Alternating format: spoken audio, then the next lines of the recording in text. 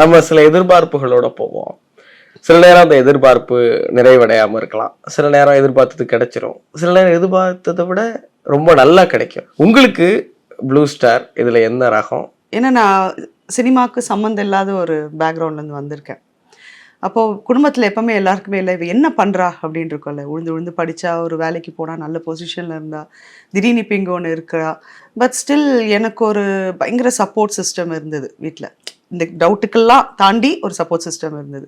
அப்போ நான் எப்போவுமே சொல்லியிருக்கேன் என்னோட சைல்ட்ஹுட் வந்து ரொம்ப ஸ்மூத்தானது கிடையாது.